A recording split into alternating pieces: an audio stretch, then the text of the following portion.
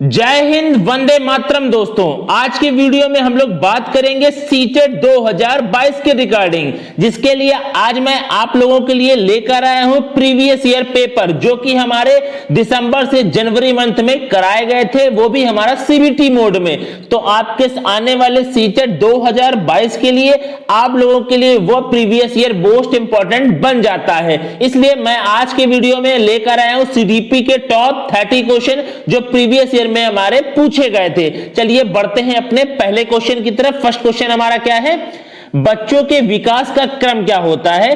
अमूर्त से मूर्त की तरफ, सामान्य से विशिष्ट की ओर, पैर से सिर की ओर, या हाथ पैर के केंद्र की ओर होता है। तो इसका जो सही ऑप्शन हो जाएगा, ऑप्शन नंबर हमारा 2 हो जाएगा, सामान्य से विशिष्ट की ओर होता है। क्या होता है हमारा? सामान्य से विशिष्ट की ओर बच्चों के विकास का क्रम होता है। चलिए करते हैं अपने क्वेश्चन नंबर 2 को। क्वेश्चन नंबर 2 हमारा क्या है?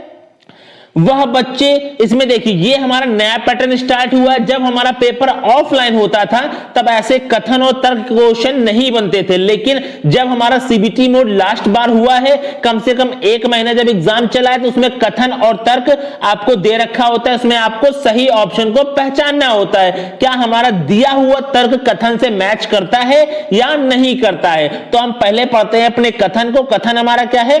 वह बच्चा जो उच्च आय वाले परिवार से है, उन बच्चों से अपना दिन बहुत ही अलग बिताते हैं जो निम्न आय वाले परिवारों से हैं। तो इसका तर्क क्या दिया गया है? बचपन की संकल्पना सार्वभौमिक नहीं है तथा बचपन में वह विविधता है। तो इसका सही विकल्प पहचानना है कि वह हमारा तर्क कथन से मैच कर रहा है या नहीं कर रहा है। तो इसका जो राइट ऑप्शन हो जाएगा, ऑप्शन नंबर 1 हो जाएगा। ए और आर दोनों ही सही हैं। आर सही व्याख्या करता है ए की, कह रहा है कि जो हमारा दिया हुआ कथन है, जो उसी से हमारा दिया हुआ तर्क क्या कर रहा है? मैच कर रहा है। तो आपको पहचानना होगा क्या हमारा दिया हुआ ये तर्क क्या कथन से मैच कर रहा है या नहीं कर रहा। अगर हमारा तर्क नहीं मैच कर रहा होगा तो हम ऑप्शन नंबर 2 कर देंगे, या फिर कथन और तर्क दोनों ही अलग अलग होंगे। तो हमारे लिए नीचे 2 ऑप्शन दे रखे हैं। तो इसका जो राइट ऑप्शन हो जाएगा, ऑप्शन नंबर 1 हो जाएगा। जो हमारा दिया हुआ तर्क है वो कथन से मैच करता है। करते हैं क्वेश्चन नंबर 3 को। क्वेश्चन नंबर 3 हमारा क्या है? एक बच्चा पहले अपने हाथ से बॉल जैसी बड़ी चीज को पकड़ना सीखता है, उसके बाद चिमटी पकड़कर इस्तेमाल करके एक मटर को उठाना सीखता है। यह उदाहरण विकास के किस सिद्धांत को दर्शाता है? कह रहा है कि पहले बच्चा बड़ी चीज, बड़ी गेंद को, बॉल को अपने हाथ से उठाता है, उसके बाद अपने हाथों के, अपने उंगलियों का प्रयोग करके एक चिमटी को पकड़ता है। तो बड़े से छोटे की चीज पकड़ रहा है, तो यह शीर्षगामी है, समीपर दूराभिमुखी है, या समाध्य धारण है। तो इसका जो राइट ऑप्शन हो जाएगा, ऑप्शन नंबर 2 हो जाएगा, समीपस दूरीभिमुख। ठीक है, ये इसका राइट ऑप्शन है, ऑप्शन नंबर 2। करते हैं क्वेश्चन नंबर 4 को। क्वेश्चन नंबर 4 क्या है? देखिए फिर से वही क्वेश्चन आया है, कथन और तर्क, जो कि मैं आप लोगों को बता चुका हूं। कथन से अगर हमारा तर्क मैच करता है तो हमारा दोनों ऑप्शन सही हो जाएगा, दोनों मैच नहीं करते हैं तो दोनों गलत हो जाएंगे। तो हमारा तर्क क्या है? बच्चे अपने समाज के बारे में जानकारी, कौशल, मूल और रीति केवल अभिभावकों से ही सीखते हैं। तो इसका तर्क क्या दिया गया है?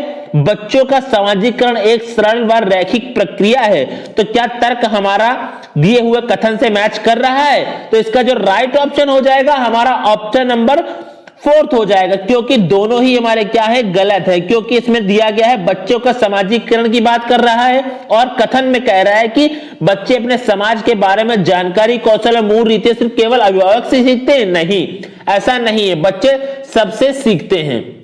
तो इसका राइट ऑप्शन ऑप्शन नंबर 4 हो जाएगा। ए और आर, कथन और तर्क दोनों ही क्या है? गलत हैं। करते हैं क्वेश्चन नंबर 5 को। क्वेश्चन नंबर 5 क्या है?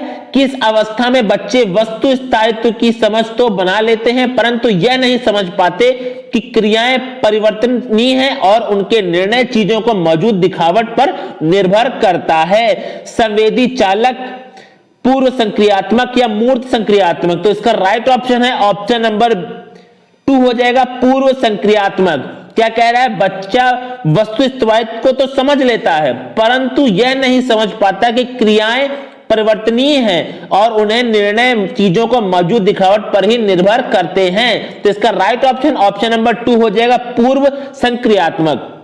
क्वेश्चन नंबर 6 हमारा क्या है, पूर्व संक्रियात्मक अवस्था के बच्चों के लिए शिक्षक को मूर्त संसाधन व बहुत सी दृश्य सामग्री संयोग का प्रयोग करना चाहिए, जटिल पदानुक्रमित संबंधों को दिखाते हुए चित्रों का प्रयोग करना चाहिए, अमूर्त समस्याओं पर काम करने के लिए कहना चाहिए, या परिकल्पना सोच वाली समस्याओं को सुलझाने के लिए मौका मुहैया कराना चाहिए। तो इसका राइट ऑप्शन हो जाएगा ऑप्शन नंबर 1 हो जाएगा, मूर्त संसाधनों व बहुत सी द्रव्य सामग्रियों का प्रयोग करना चाहिए। तो क्वेश्चन नंबर 6 का राइट ऑप्शन हो जाएगा ऑप्शन नंबर 1।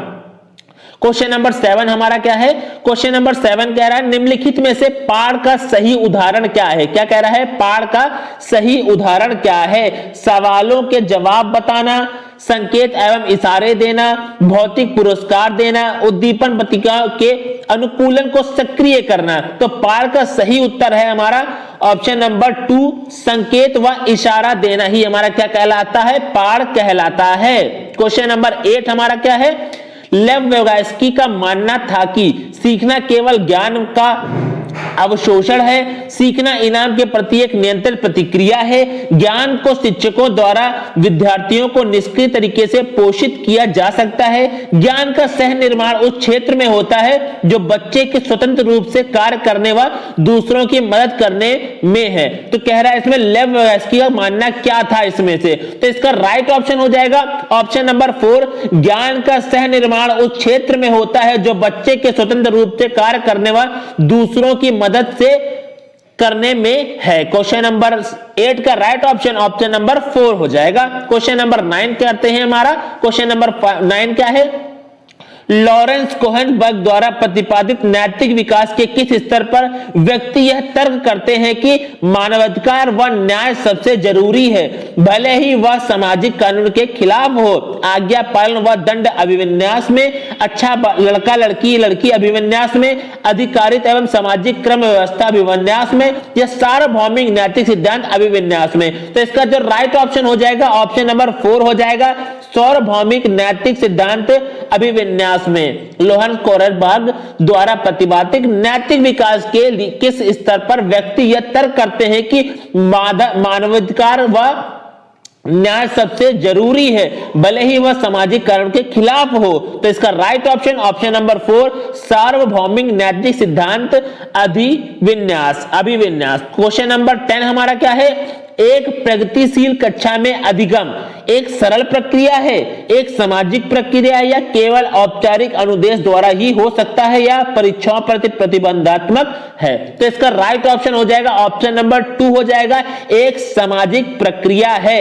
एक प्रगतिशील कक्षा में अधिगम एक सामाजिक प्रक्रिया है। क्वेश्चन नंबर 11 करते हैं। क्वेश्चन नंबर 11 क्या है, हार्वर्ड गार्डनर के अनुसार निम्नलिखित में से कौन सा कथन सही है, बुद्धिमत्ता को परिपोषित व विकसित नहीं किया जा सकता है, हर व्यक्ति में विविध प्रकार की बुद्धिमत्ताएं होती हैं, उपलब्धि बुद्धिमत्ता का सफल पैमाना है, एक खास वर्ग के व्यक्ति दूसरे वर्ग के व्यक्तियों से ज्यादा बुद्धिमान होते हैं। तो क्वेश्चन नंबर 11 का जो राइट ऑप्शन हो जाएगा ऑप्शन नंबर 2 हो जाएगा, हर व्यक्ति में विविध प्रकार की बुद्धिमत्ताएं होती हैं। ये किसने कहा था, हार्वर्ड गार्डनर ने कहा था। क्वेश्चन नंबर 12 करते हैं। क्वेश्चन नंबर 12 क्या है, राष्ट्रीय शिक्षा नीति 2020।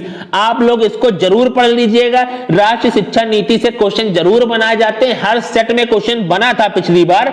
तो राष्ट्रीय शिक्षा नीति 2020 पूरे देश के लिए प्राथमिक स्तर पर किस भाषा के को निर्देश के माध्यम से प्रस्तावित करती है पूछा गया है राष्ट्रीय शिक्षा नीति 2020 के हिसाब से। तो क्या हिंदी को करती है, या अंग्रेजी को करती है, या संस्कृत को करती है, मातृभाषा या घर की भाषा को करती है। तो हमारा 12 का राइट ऑप्शन हो जाएगा ऑप्शन नंबर 4 हो जाएगा, मातृभाषा घर की भाषा। बच्चे को मातृभाषा या उसकी घर की भाषा में ही हमें सिखाना चाहिए, उसे अच्छे से सीखने में मदद होगी। यही हमारा कहता है राष्ट्रीय शिक्षा नीति 2020। क्वेश्चन नंबर 13 क्या है, क्वेश्चन नंबर 13 है, बैठने की व्यवस्था में लचीलापन, अधिगमकर्ताओं का समूह में कार्य करना किस कक्षा कक्ष की विशेषताएं हैं, व्यवहारवादी कक्षा कक्ष की, सामाजिक संरचनावादी कक्षा कक्ष की, शिक्षक केंद्रीय कक्षा कक्ष की, या पाठ्य पुस्तक केंद्रीय कक्षा कक्ष की। क्वेश्चन नंबर 13 का राइट ऑप्शन है ऑप्शन नंबर 2 है, सामाजिक संरचनावादी, कक्षा कक्ष। क्वेश्चन नंबर 14 क्या है? किस प्रकार का शिक्षा शास्त्र एक शिक्षक को अपनी कक्षा में व्यक्तिगत विभिन्नताओं का ध्यान रखने में मदद करेगा? मानवीकृत व एक समान, पूरी तरह से परीक्षाओं पर केंद्रित, पूरी तरह से पाठ्य पुस्तकों पर केंद्रित, या संलग्न व संदर्भित। तो क्वेश्चन नंबर 14 का जो राइट ऑप्शन है ऑप्शन नंबर 4 है, संलग्न व संदर्भित हमारा इसका राइट ऑप्शन है क्वेश्चन नंबर 14 का। क्वेश्चन नंबर 15 क्या है? राष्ट्रीय शिक्षा, देखिए फिर से आ गया, राष्ट्रीय शिक्षा नीति 2022 के अनुसार मूल्यांकन का उद्देश्य क्या है? रटने की क्षमता का परीक्षण, पुनरुत्पादन व याद करने की क्षमता को मापना, बच्चों को सीखने की प्रक्रिया में मदद करना, या पूरे देश के बच्चों की तुलना करने में मापदंड बताना। तो उसका जो राइट ऑप्शन है ऑप्शन नंबर हमारा 3 है, बच्चों को सीखने की प्रक्रिया में मदद करना राष्ट्रीय शिक्षा नीति 2020 के अनुसार मूल्यांकन का उद्देश्य है, बच्चे को सीखने की प्रक्रिया में मदद करना। तो इसका राइट ऑप्शन ऑप्शन नंबर 3 हो जाएगा। क्वेश्चन नंबर 16, समावेशन का क्या अर्थ है? सभी विद्यार्थियों का उनकी सामाजिक पहचान में निरपेक्ष होकर अपनाना, अनुचित प्रयास व अलगाव पैदा करने वाले बाधाओं को अनदेखा करना, भेदभाव को बढ़ावा देना और मतभेदों के प्रति सहिष्णुता रखना, या भागीदारी और जुड़ाव के असमान अवसर। समावेशन का अर्थ पूछ रहा है, तो इसका जो राइट ऑप्शन हो जाएगा ऑप्शन नंबर 1 हो जाएगा, सभी विद्यार्थियों का उनकी सामाजिक पहचान से निरपेक्ष होकर अपनाना। इसका ऑप्शन नंबर 1 हो जाएगा राइट। क्वेश्चन नंबर 17, विविध सांस्कृतिक पृष्ठभूमि के विद्यार्थियों को सफलतापूर्वक सम्मिलित करने के लिए शिक्षक को निम्नलिखित में से किससे बचना चाहिए? देखिए गौर करिएगा, अंडरलाइन भी है, किससे बचना चाहिए? हर विद्यार्थी को पहचानने और उसका सम्मान करें, प्रभुत्वशाली समूह के अनुभवों को प्राथमिकता है, शिक्षक की सामग्री में विविधता शामिल करें, कक्षा में सांस्कृतिक संवेदनशील का अभ्यास करें। तो इसका जो राइट ऑप्शन हो जाएगा ऑप्शन नंबर 2 हो जाएगा, प्रभुत्वशाली समूह के अनुभवों को प्राथमिकता है। इसका राइट ऑप्शन ऑप्शन नंबर 2 हो जाएगा। Question number 18, dyslexia. देखिए ये इस टाइप के क्वेश्चन हमारे बहुत बनाए जाते हैं। डिसलेक्सिया मुख्य रूप से किस कठिनाई से जुड़ा हुआ है? पढ़ना से, गायन से, सोच से, या चलना से? तो क्वेश्चन नंबर 18 का जो राइट ऑप्शन हो जाएगा ऑप्शन नंबर 1 हो जाएगा, पढ़ना से। डिसलेक्सिया जुड़ा हुआ है हमारा पढ़ने से। तो क्वेश्चन नंबर 18 का right option option number 1। Question number 19, निम्नलिखित में से कौन सा अभ्यास अधिगम अक्षमताओं वाले विद्यार्थियों का समावेशन सुनिश्चित करने में प्रभावी होगा? पहला है अभिव्यक्ति के लिए कि केवल निश्चित विधा को अनुमति दें, विफलता का आरोपण क्षमता की कमी को माने, बहुत लंबे और बारंबार दत्त कार्य दें, सूचना प्राप्त करने के लिए कई विकल्प को प्रदान करें। तो इसका जो राइट ऑप्शन 19 का हो जाएगा ऑप्शन नंबर 4, सूचना प्राप्त करने के लिए कई विकल्प को प्रदान करें। क्वेश्चन नंबर 19 का right option option number 4। Question number 20, प्रतिभावान विद्यार्थी जानकारी को जल्दी और सही तरीके से अवशोषित करते हैं, अपनी आयु स्तर से नीचे प्रश्नों को हल करने में असमर्थ होते हैं, सरल और आसान कार्यों को चुनने की प्रवृत्ति रखते हैं, या में मूल बातों को सहज समझ का अभाव होता है। तो क्वेश्चन नंबर 20 का जो राइट ऑप्शन हो जाएगा ऑप्शन नंबर 1 हो जाएगा, प्रतिभावान विद्यार्थी जानकारी को जल्दी और सही तरीके से अवशोषित करते हैं। बाकी हमारे क्या है ऑप्शन निगेटिव दे रखे हैं, तो इसका राइट ऑप्शन हो जाएगा ऑप्शन नंबर 1। क्वेश्चन नंबर 21, एक शिक्षक को अपने विद्यार्थियों को किस प्रश्न का उत्तर देने के लिए सहज अनुमान लगाने के लिए करना चाहिए? प्रोत्साहित करना चाहिए, मोटिवेट करना चाहिए, अनदेखा करना चाहिए, दंडित करना चाहिए, अवरुद्ध करना चाहिए? तो इसको क्या करना चाहिए? प्रोत्साहित करना चाहिए। तो क्वेश्चन नंबर 21 का राइट ऑप्शन हो जाएगा ऑप्शन नंबर 1। क्वेश्चन नंबर 22, विद्यार्थियों को हाल ही में सीखे गए सम प्रत्यय पर विस्तारण में मदद करने वाला निम्नलिखित में से किससे बचाना चाहिए? फिर से गौर करिए, किससे बचाना चाहिए? किससे बचाना चाहिए? विभिन्न उप संप्रत्ययों के बीच संबंधों को क्रियान्वित करना, संप्रत्ययों के उदाहरण और गैर उदाहरण बनाना, अधिग्रहित जानकारी को नई समस्याओं पर लागू करना, या बोर्ड पर लिखने और विद्यार्थियों से बिना समझे नकल करने के लिए कहना, तो इसका जो राइट ऑप्शन हो जाएगा ऑप्शन नंबर 4 हो जाएगा, क्योंकि ये हमारा क्या है, निगेटिव आंसर है। बोर्ड पर लिख दिया आपने और विद्यार्थियों से कहा कि आप इसको नकल कर लीजिए, तो ये हमारा क्या हो गया, निगेटिव हो गया। इससे हमें क्या करना है, बच्चे को बचाना चाहिए। क्वेश्चन नंबर 23 हमारा क्या है, किस तरह के पाठ्यक्रम को लागू करके विद्यार्थियों की विफलताओं को कम किया जा सकता है, जो उनके सामाजिक संदर्भ से जुड़ा हो, जो अत्यधिक चुनौतीपूर्ण जटिल हो, जो उनके दैनिक जीवन के लिए अप्रासंगिक हो, जो अमूर्त से सरल की ओर बढ़ता हो। तो क्वेश्चन नंबर 23 का जो राइट ऑप्शन हमें दिख रहा है वो ऑप्शन नंबर 1 दिख रहा है, जो उनके सामाजिक संदर्भ से जुड़ा हो, उससे बच्चा क्या होगा, अपनी कमियों को जानेगा और सीखेगा। तो इसका राइट ऑप्शन हो जाएगा ऑप्शन नंबर 1। क्वेश्चन नंबर 24, सार्थक सीखने के लिए निम्न में से क्या महत्वपूर्ण है।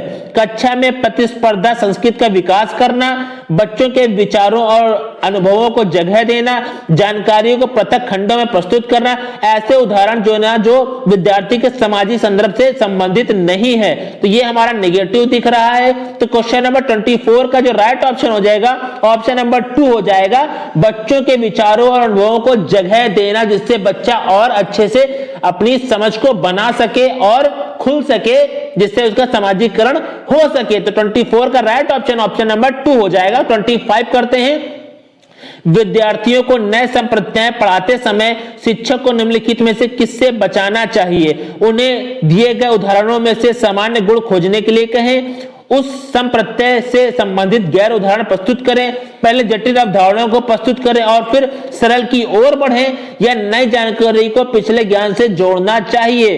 तो 25 का जो राइट ऑप्शन है ऑप्शन नंबर 3 है, पहले जटिल अवधारणाओं को प्रस्तुत करें और फिर सरल की ओर बढ़ें। तो 25 का जो राइट ऑप्शन है ऑप्शन नंबर 3 हो जाएगा। क्वेश्चन नंबर 26 करते हैं, विशिष्ट जानकारी के स्मरण पर आधारित प्रश्न का उत्तर देने के बाद एक विद्यार्थी इस बात पर विचार कर रहा है कि इस कार्य में किन संकेतों ने उसकी मदद की है। ऐसा करने से विद्यार्थियों का विकास कर रहा है। विलंबित नकल, आत्म केंद्रितता, अभिज्ञान या अति औचित्य। तो 26 का जो राइट ऑप्शन है ऑप्शन नंबर 3 है, अभिज्ञान ही है जो उसका विकास कर रहा है। तो 26 का राइट ऑप्शन हो जाएगा ऑप्शन नंबर 3 अभिज्ञान।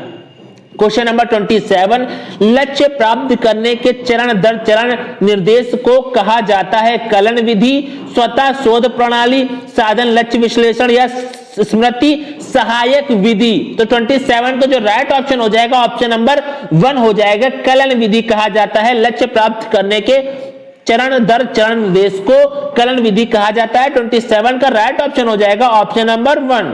क्वेश्चन नंबर 28 क्या है, विद्यार्थियों के बीच भ्रांतियां उनके बारे में बतलाती हैं।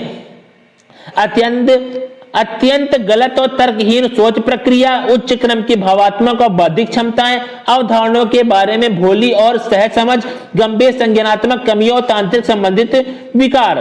तो 28 का जो राइट ऑप्शन हो जाएगा ऑप्शन नंबर 3 हो जाएगा, अवधारणाओं के बारे में भोली और सहज समझ ही विद्यार्थियों के बीच भ्रांतियों उनके बारे में बतलाती है। क्वेश्चन नंबर 28 का राइट ऑप्शन ऑप्शन नंबर 3 हो जाएगा। क्वेश्चन नंबर 29, निम्नलिखित में से कौन सी स्थिति विद्यार्थियों में गर्व का कारण बन सकती है। जब असफलता का कारण स्वयं को माना जाता है, जब असफलताओं का कारण दूसरों को माना जाता है, जब असफलताओं का कारण स्वयं को माना जाता है, सफलता का कारण स्वयं को माना जाता है, जब सफलता का कारण दूसरों को माना जाता है। 29 का जो राइट ऑप्शन हो जाएगा ऑप्शन नंबर 3 हो जाएगा, जब सफलता का कारण स्वयं को माना जाता है। क्वेश्चन नंबर हमारा क्या हो जाएगा, 29 का राइट ऑप्शन ऑप्शन नंबर 3 हो जाएगा। लास्ट क्वेश्चन आज का क्वेश्चन नंबर 30, निम्नलिखित में से कौन सा कथन आंतरिक प्रेरणा का उदाहरण है। मुझे पढ़ाई करनी चाहिए क्योंकि यह संप्रत्ययों की समझ बनाने के लिए जरूरी है। मुझे शिक्षक द्वारा दंड से बचने के लिए अध्ययन करना चाहिए। मुझे प्रतियोगिता में प्रथम स्थान प्राप्त करने के लिए अध्ययन करना चाहिए, या मुझे अपने साथियों से प्रशंसा प्रभुत्व प्राप्त करने के लिए अध्ययन करना चाहिए। तो इसमें से हमारा जो राइट ऑप्शन हो जाएगा ऑप्शन नंबर हमारा 3 हो जाएगा, मुझे प्रतियोगिता में प्रथम स्थान प्राप्त करने के लिए अध्ययन करना चाहिए। क्वेश्चन हमारा क्या कह रहा था, कथन आंतरिक प्रेरणा का उदाहरण। इसमें आंतरिक प्रेरणा का उदाहरण पूछा, इंटरनल मोटिवेशन पूछ रहा है, तो इसका जो राइट ऑप्शन हो जाएगा ऑप्शन नंबर 3 हो जाएगा। तो ये थे हमारे टॉप 30 क्वेश्चन जो प्रीवियस ईयर में सीडीपी से क्वेश्चन पूछे गए थे, जो हमारा सीबीटी मोड में पेपर कंडक्ट कराया गया था। ये आपके लिए मोस्ट इंपॉर्टेंट क्वेश्चन थे। इसी तरह मैं हर एक सब्जेक्ट के क्वेश्चन और भी सीडीपी के नए नए पेपर्स लेकर आपके लोगों के लिए आता रहूंगा। आप हमारे चैनल के साथ बने रहिए। आप वीडियो को ज्यादा से ज्यादा शेयर कीजिए, लाइक कीजिए और चैनल को सब्सक्राइब कीजिए। तो आज की वीडियो में बस इतना ही रखते हैं, मिलते हैं नेक्स्ट वीडियो में। तब तक के लिए नमस्कार, धन्यवाद।